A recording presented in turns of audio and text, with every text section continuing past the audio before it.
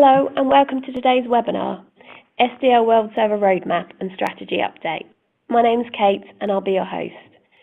Your speaker today is Ray Hopley, the Product Management Director for SDL WorldServer, and we expect today's webinar will last about 30 minutes, followed by a Q&A session. If you have any questions throughout this presentation, then can you please pop them in the Ask a Question tab. There's a box for it to ask the question. I'll now pass you over to Ray to begin the presentation. Great, thank you very much for the introduction, Kate, and welcome everybody. Good morning, good afternoon, good evening, wherever you might be. And as announced, this is the WorldServer Roadmap Update, and as usual, I'm going to start with the strategic themes that feed into all of the decisions and kind of release definitions that we make.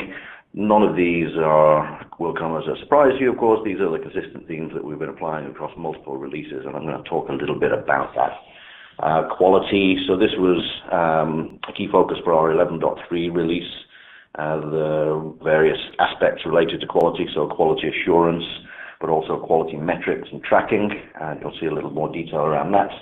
Productivity, obviously, is key, and with that feeds into also the new ways of working and user experience. Really, you can unite those themes with improvements and enhancements that we've been making with the new WorldServer user interface. And system and workflow integration, you'll see I'm going to talk a little bit about the new REST API and some of the additional supporting collateral that we have published and will be shipping as well to support those themes.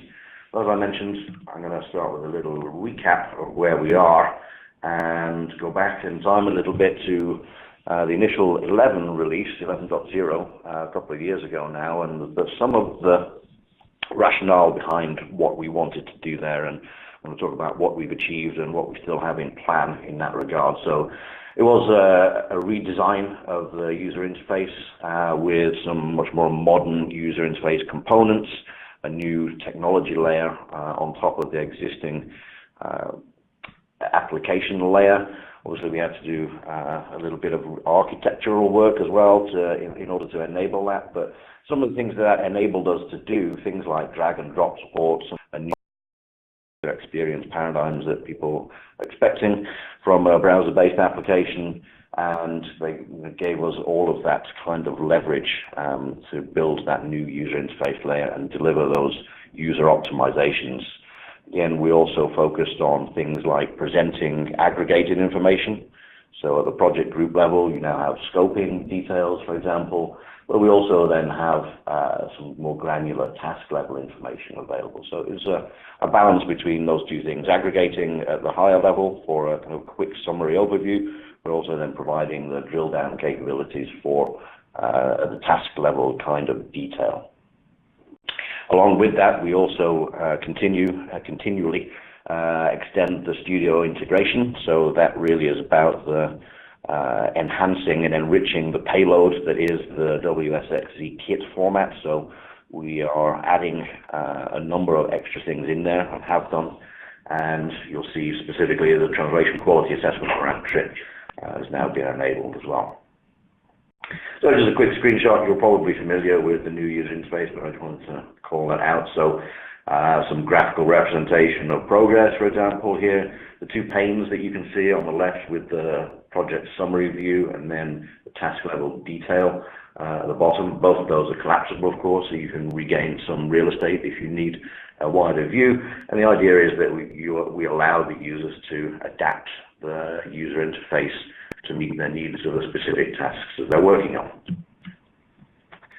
Again, we're adding to the UI, so adding additional functions, additional buttons that you can, work more optimally. Here's just a specific example, create from existing. This really takes a project that you've already created that's active in the system, a project group in this case, and allows you to copy over the values that you've configured. So if you have set a number of project attributes, for example, we copy over those values and pre-populate the create project wizard so that you can create a very similar project to the one that already exists with only two additional parameters needed to be input. One is the due date, which is again optional, and the other is obviously then the source asset that you want to translate as part of that second project. But all the other options, the target languages and like I said, project attributes and other things, those are all pre-configured for you. So you can reduce project creation to just a couple of clicks if you have a batch of work that you want to split into multiple project groups. So the key point here being that we continue to improve the user experience for our users, and we do that leveraging our new UI stack. So all improvements you'll see in the new user interface. Again, an example, I talked about the rich payloads that we have now in the Studio Translation Kit, and here's an example. On the left you see the quality model as it's called and defined in WorldServer, and then corresponding equal settings once you download a translation kit that has a quality model associated with it. You open that in Studio and translation quality assessment is automatically configured for you, as it states here. So this allows you as a project manager, for example, like a user persona, to govern the settings that are executed across the supply chain. So all the translators and reviewers, no matter what target language they're working in, they have a consistent set of options that you define and govern and manage in WorldServer. So it's not just EQA, there's also quality profiles and other options that we allow you then to inject into that Studio package. So we'll continue to build out that supply chain integration story. Again, going back from 11.0 to where we are today, the latest version being 11.3, there's been a lot of work in the back end. So obviously the UI was a key area of focus and the one that you as users interact with the most, but there's been a lot of work going on in the back end as well. A number of improvements and resilience gains in the database layer, for example. A number of other kind of optimizations to improve performance and scalability. Again, some of which you won't necessarily see, but you might feel as you're using the application. We continue to extend the file type support. For example, in that time we've added some new formats, subrip, JSON and XLIF being examples. With the next release we'll be adding support from Microsoft Visio, for example.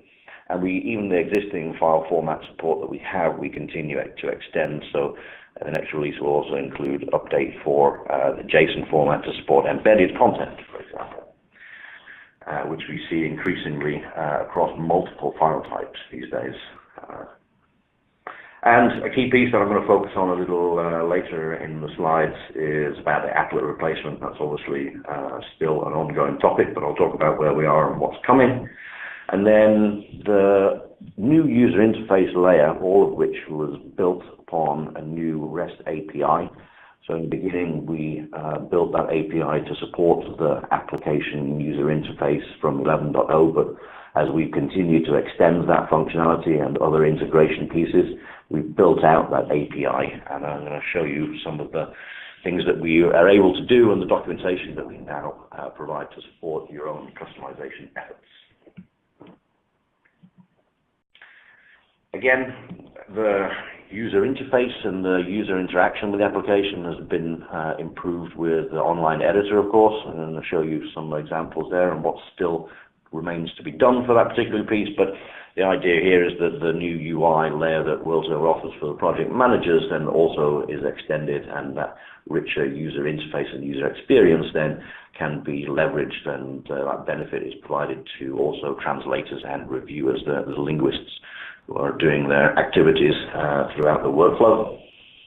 It has a much more modern UI that aligns with that, and also the look and feel of Trial Studio. Obviously, it's a much reduced feature set compared to the real power that the Studio offers you, but it's considered to be, a usable alternative for online working, where a number of specific use cases. Review is obviously a very common use case for working online, but increasingly these days, translation, we're driving towards that online enablement for the translators too.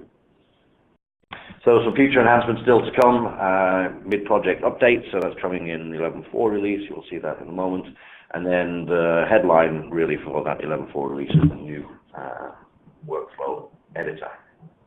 So just a quick screenshot showing you some translation memory lookups from WorldServer TN connected in live TN mode directly from the online editor. A couple of other supporting pieces here that show the kind of advancements that we're making, certainly in comparison to the old browser workbench, which was very static.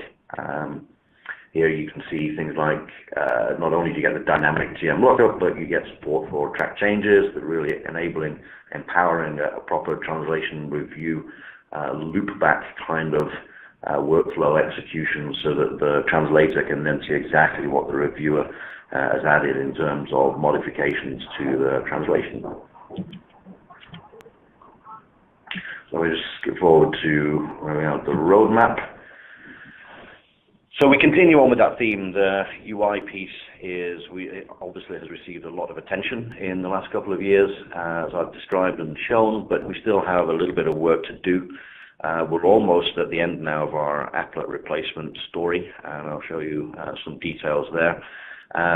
Next year also, into the second half of next year, we're looking at a replacement for the file type configuration screen. So currently, those are Silverlight pages. It is still possible to load those in some browsers, but not all, and so we need to replace those. In the meantime, of course, there is the option to import those file type settings from Trados Studio. So we've added that option as well a couple of releases back. And that allows, even if you can't load Silverlight because your corporate browser will not load it, you're still able to work and can make file type configuration changes through Trados Studio. I mentioned this already. Scalability and robustness, obviously key kind of fundamental principles of any enterprise application, but specifically within the localization space, there are increasing volumes of content. I think some of the machine translation kind of evolution that's occurred in the last few years in our industry has allowed greater volume of translation, has exposed more corporate content to the possibilities of localization. And in general, there is more content. It's varying also in file types that it comes in, but the point here is that we need to continue to grow the scalability and that kind of necessary platform foundation layer that enables the full enterprise content flow through the localization workflows as well. And with that, we continue to build out the new REST API. Again, that's a continuing theme across all of the releases that we have. And we're onto the applet replacement plan. So you may have heard me talking about this already, because it's kind of been an ongoing story for a year and more now. Specifically for the Explorer applet, as you'll see, the goal here is to migrate the functionality that Explorer offers to what are really more logical and more reasonable places for those functionalities to be offered. So in the project and task screens, and you'll see an example of that in a moment. But things like the workflow editor and the business rules wizard, for example, those represent or allow configuration of a very discrete part of the application. And those are being replaced, and you'll see how they look in a moment, but as wholesale, so that there is now a new workflow editor that's triggered from the same workflow editing link within the application, and we will then later into next year be shipping an update with a new business rules wizard, and again that lives in the same location, unlike the Explorer functionality, and represents really the same kind of wizard but implemented in a new web neutral technology. One of the workarounds that we put in place, and I do want to remind people that this option exists, because I had a number of customers at recent industry events asking me about specifically the Explorer applet. Some releases ago, and I think it's 11.1 initially, we enabled an option where rather than loading Explorer as an applet in the browser, if you change a configuration option in your UI.properties file, I believe it is, one of the properties files, we create a link on this page and allow you to download the Explorer applet, only it now runs as an application on your desktop and is therefore detached from the browser and is therefore free from any of the security constraints that the browsers are now imposing. So this option is available today. There's a configuration property change that you need to make and then you can continue to work with the Explorer applet, but it's running as an application now, this JNLP, Java Network Launching Protocol. So that exists as a kind of a workaround if you want to load what was the applet and continue to work with that particular piece of user interface. But as I mentioned, the goal here is to migrate that functionality, and we've already done a number of pieces there in previous releases, and we'll continue to do that. So here, for example, there is an option now called Project Settings. So the terminology here is aligned with, I guess, the broader SDL language technology portfolio. If you're familiar with Travel Studio, you'll know that Project Settings is the things that you change related to translation memories, file type support, terminology, those kinds of things. Exactly what we encapsulate in what were known as AIS properties. And these that you could modify through the Explorer applet, we're now enabling the modification of those settings from the project screen so that you can change, for example, the TM or TM group that's applied, the terminology that's referenced, and the other items that you can see here, machine translation, the quality model, again, that feeds into the TQA, and then this QA check profile, which is really about governing the settings that a translator will execute as they're translating in terms of the verification capabilities available in Travel Studio. But all of these can be switched now from the WorldServer UI rather than loading Explorer and doing that. Mid-project update, so this is a very nice piece of functionality. It's been available in WorldServer for quite some time.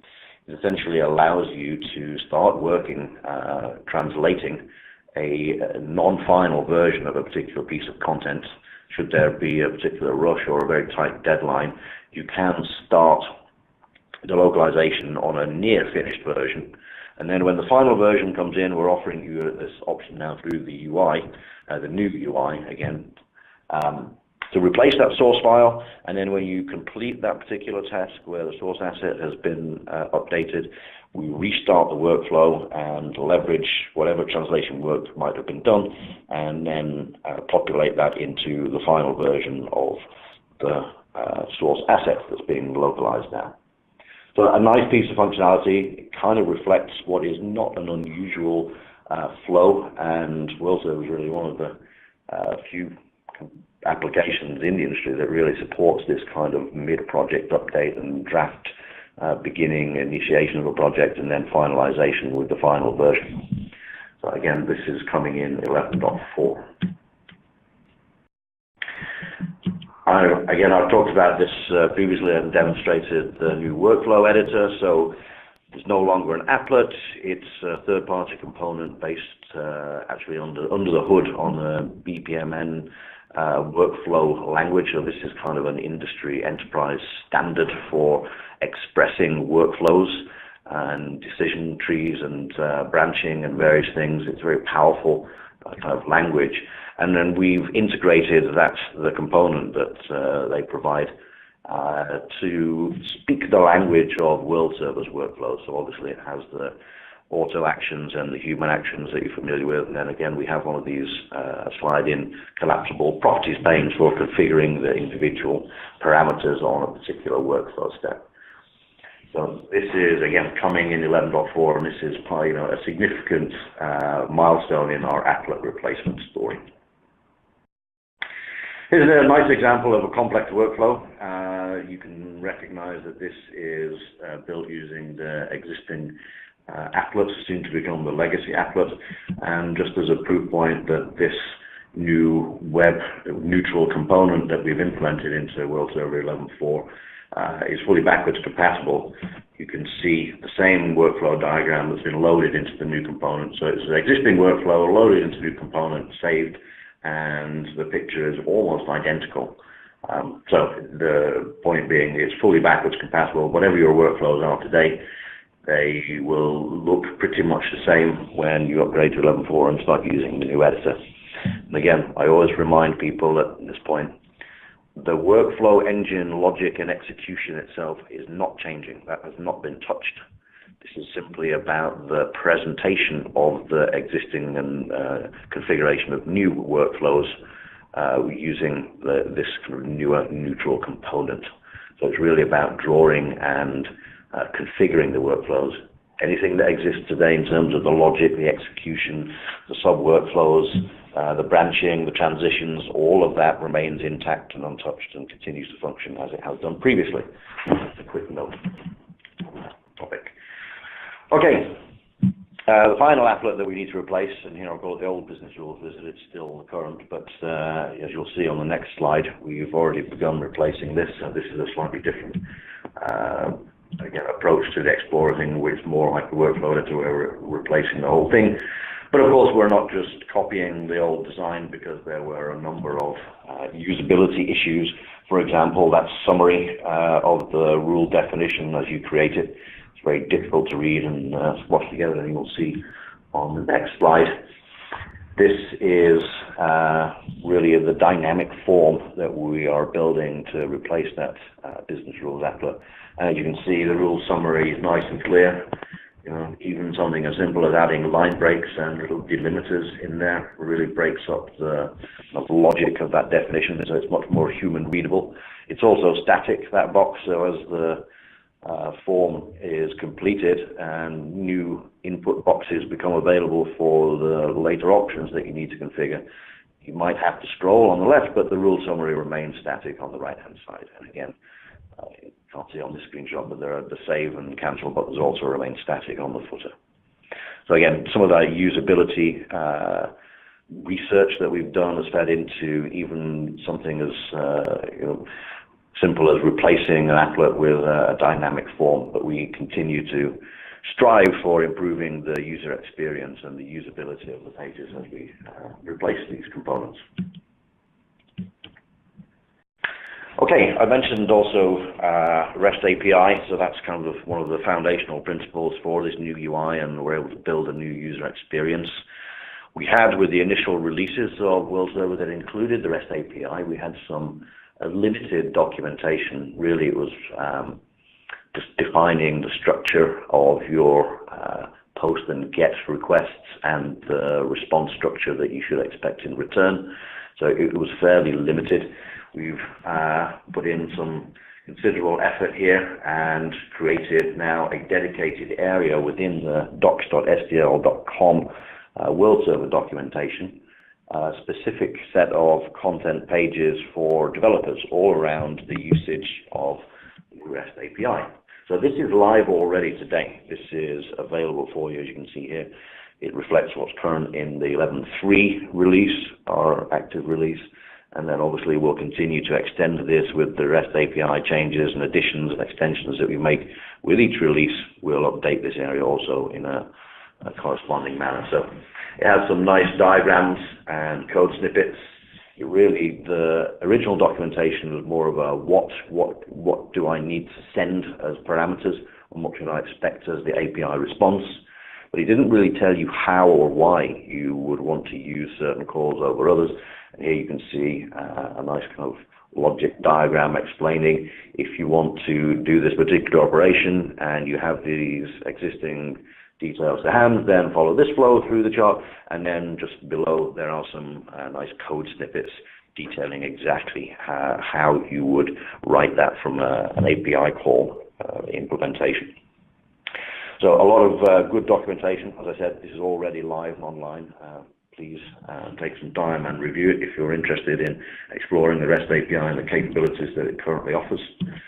And another thing that is not quite released yet, but almost final, a nice little sample application, which, as you can see, has a number of buttons here that really trigger the API. Sometimes you'll be prompted to enter something. There is also this auto button where it will pre-populate with some randomized parameters for creating certain target locales with a new project, for example.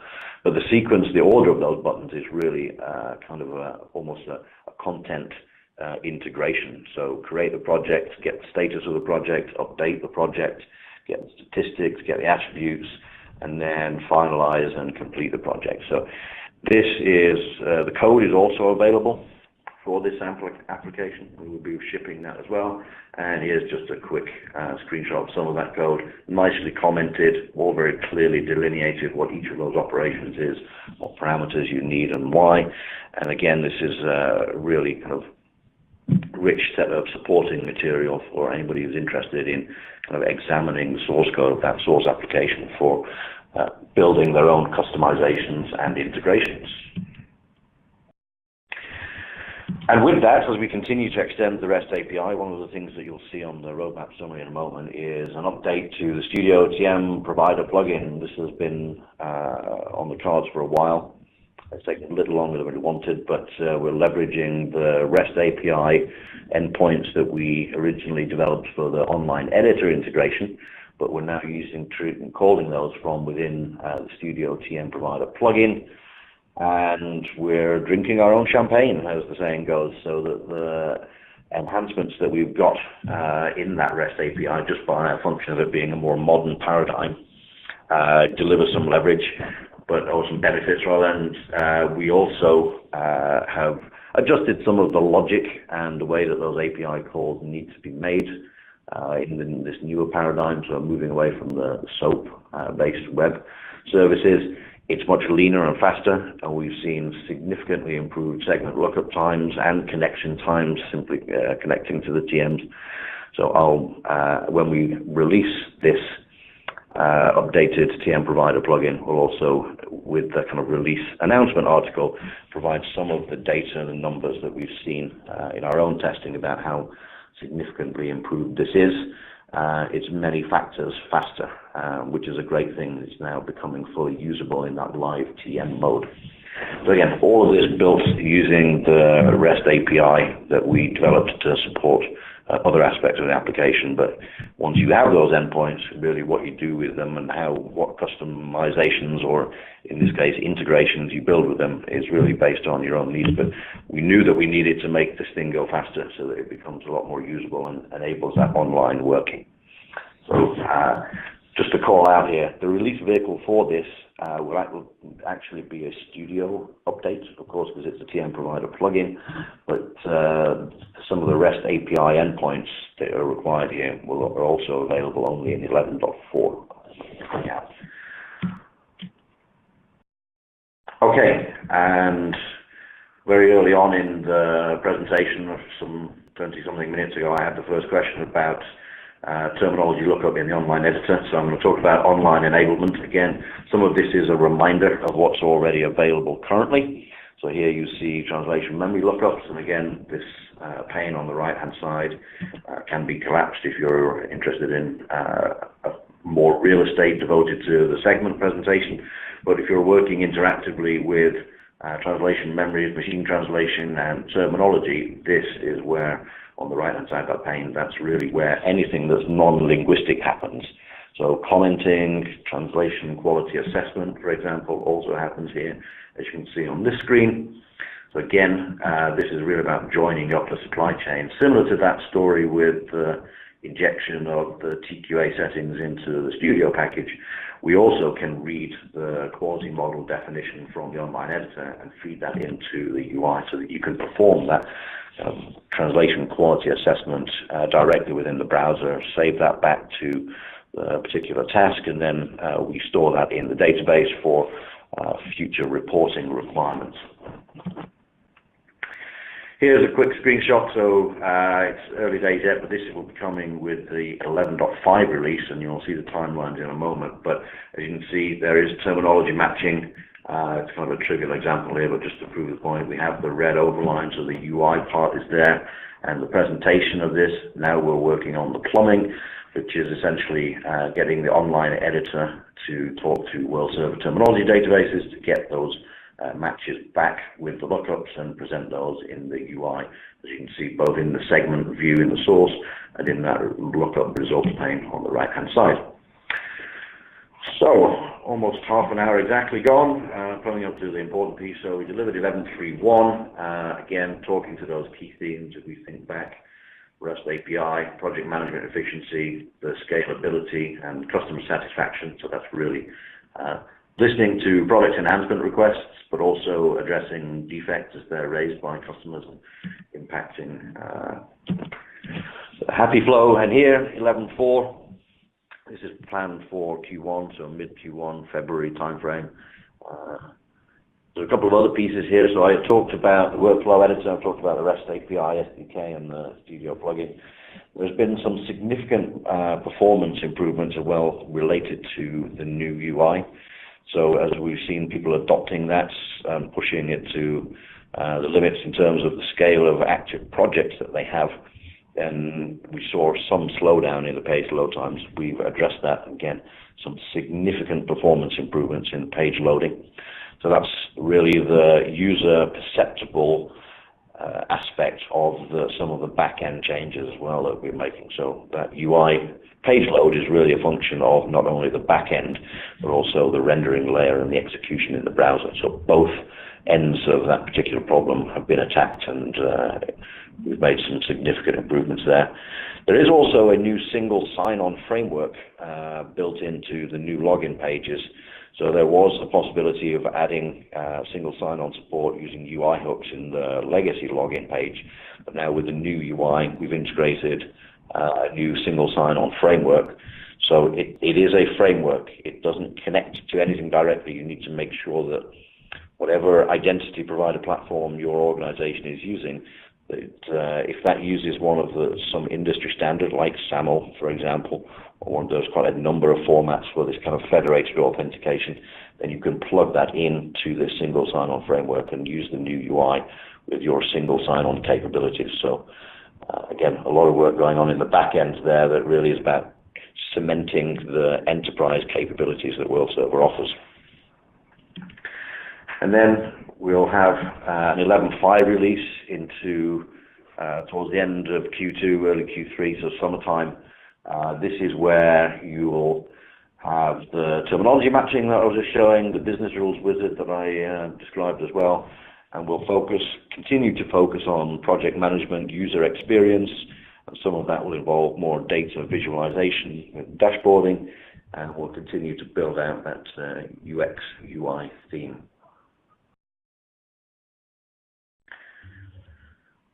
Okay, that is the end of the deck. There are a couple of questions coming in. I'll just keep the deck on the timeline slide so that people can see that. It's usually the most interesting slide that people want to see. A couple of other questions. So I've answered about the terminology lookup. You can see that's coming in 11.5. 11.4, will it feature overhauled garbage collection? Not overhauled per se, but again, some of the work that we've been doing, kind of back-end refactoring, has touched on the garbage collection, but there's no significant changes coming in 11.4 at this point. A couple of other questions. Are we getting rid of the applets? Yes, not in 11.4, so that journey started, as I said, a couple of releases ago. The workflow editor is being replaced in 11.4, and then the final one is the business rules wizard in 11.5, as you can see on the screen there.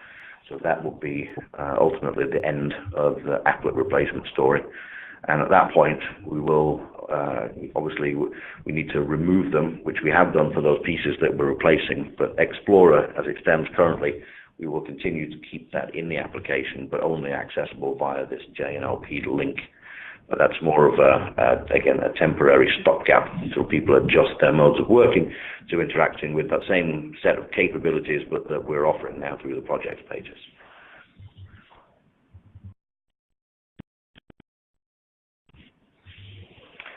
So another question is around the old Axis server, so part of 11.4. So this is a very specific third-party library that sits in the back end as well.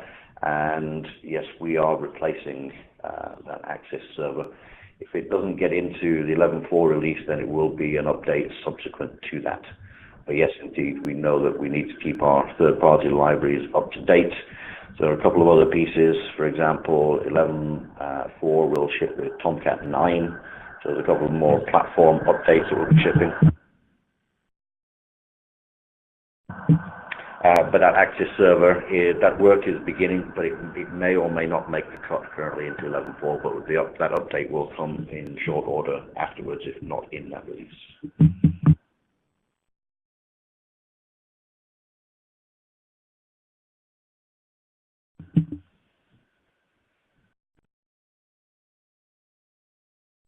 So a couple of other questions, again, related to the applet story on Macs.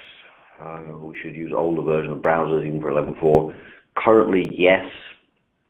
If you are using the business rules wizard to define new business rules until we replace that, the workflow editor will be gone, and the Explorer functionality is mostly migrated now and continues to be migrated. So there shouldn't really be any need to use any applets apart from the business rules wizard. And obviously, as I mentioned here, that plan is well underway to replace that too. A couple of other questions. So on the ideas forum, there was a request for how much a TM contributes within a specific group and when will that be available. That is currently being assessed and the effort measured in order to deliver that functionality. But it looks like that, again, will not make it into the cut for 11.4, but will be in 11.5. So there's two aspects to this particular enhancement request.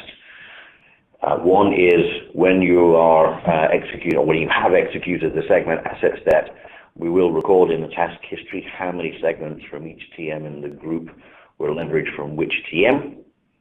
And as we're doing that, we will update the TM entry with a usage count so that within the TM itself, you will be able to see how many times a particular segment was the best match during the segment asset step. So it's a really nice enhancement request. It is in the works, but it's looking like this will be an 11.5 where we'll be able to ship that.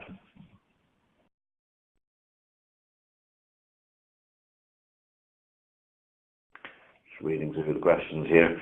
Another one around create functionality to allow WorldServer to split large files on the front end.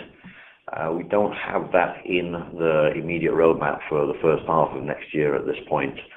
There are some capabilities within Studio, for example, to do this, but we don't currently have that in plan for WorldServer at this point, but we can certainly review that.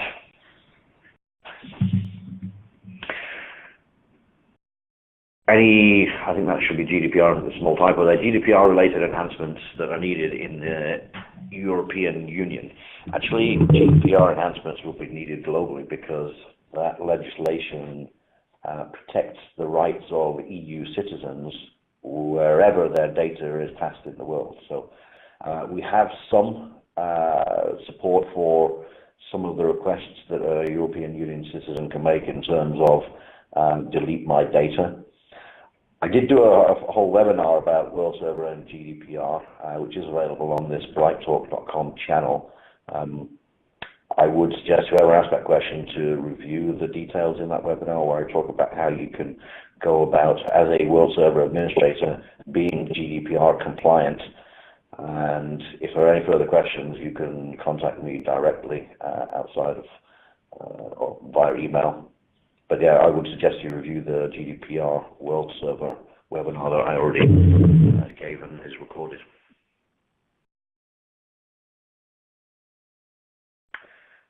So can I comment on SDL's philosophy around online editor?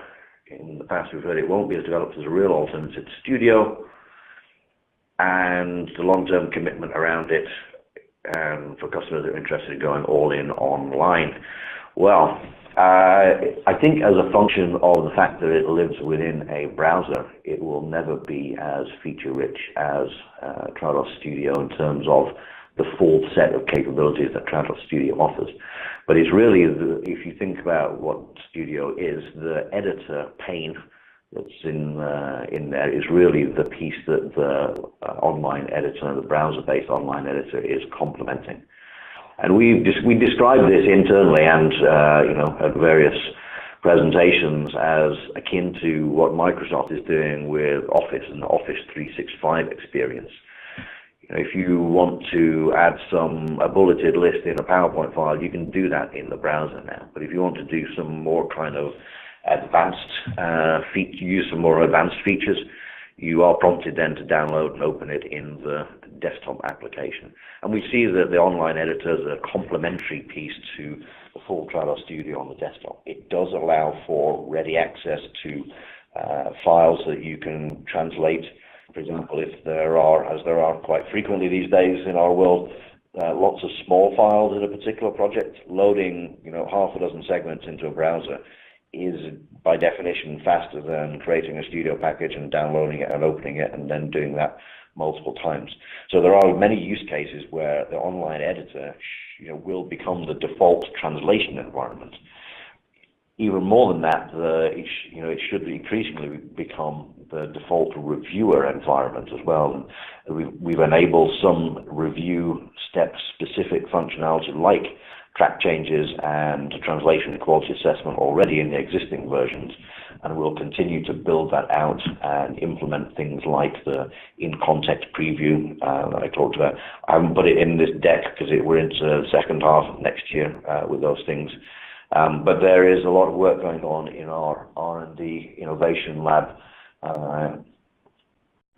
to support the extension of the capabilities of the online editor, and it will become, for many users, a perfectly functional and reasonable place to do their work, as opposed to downloading the packages and working in an offline mode, which will always be supported as well. So it's a complementary thing, and the two will sit side by side and enable a richer way of working for linguists, either online, offline, and they can do a hybrid of both, depending on their own particular circumstances.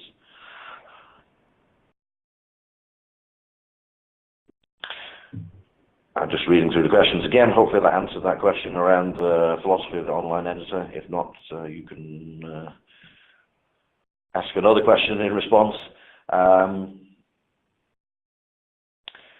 I mentioned optimization of DB transactions. Are there any future plans regarding re-architecture of the TM to improve performance of very large TMs? There are some, and interestingly, that previous question around capturing usage information for the translation units that are stored in your TM should allow you, or will allow you, to get some measure of the value of segments that are providing the reuse, and it's really then feeding into the ROI of translation memory. It's been around for many years, as we all know, but measuring that ROI is something that we want to close, a gap we want to close with WorldServer with that extension to support the usage count.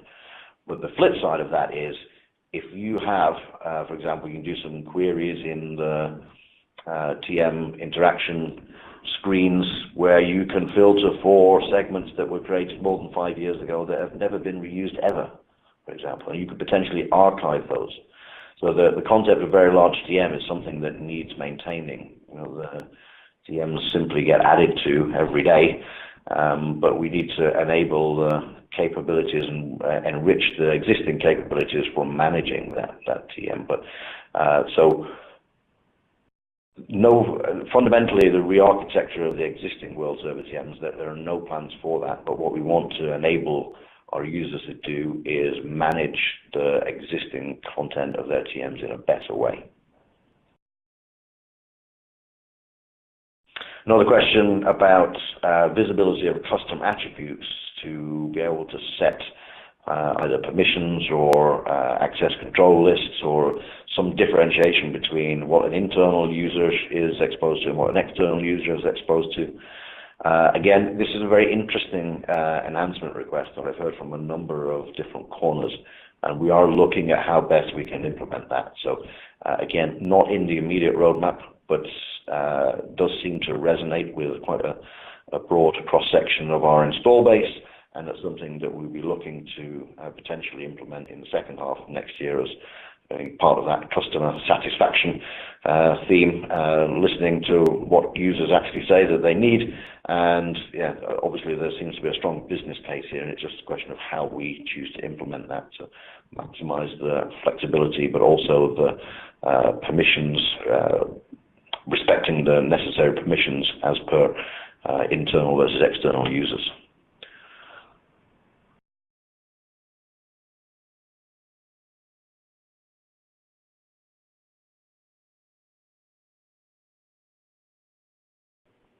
Okay, I think I've addressed all of the questions. There's one here actually when we have a version set, are we 100% confident of getting rid of the JNLPs and applets and so on? Yeah. Indeed. So as I mentioned, with 11.5, there will be one applet remaining, which is the Explorer applet. We're keeping that there because we know that a small number these days of WorldServer customers are still working in that kind of older paradigm where Explorer was the interface to WorldServer. And that's still available as a JNLP, and then a subsequent release, likely into 2020, will also see the removal of that. So this is more kind of a business continuity thing.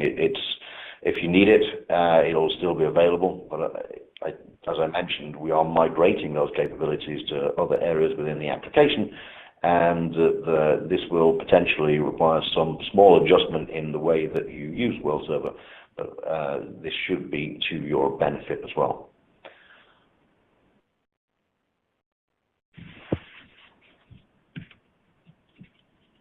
Okay, great. Thanks, Ray. I think we're just out of time there, so thanks everyone for the questions, and thanks, Ray, for presenting today. My pleasure. So thanks everyone for attending the webinar. The recording will be available here on BrightTalk straight after the webinar, but we'll also send a copy to everyone who's registered. And we hope you found today's session useful, and we look forward to seeing you again on one of our next webinars. Have a great rest of the day. Thank you.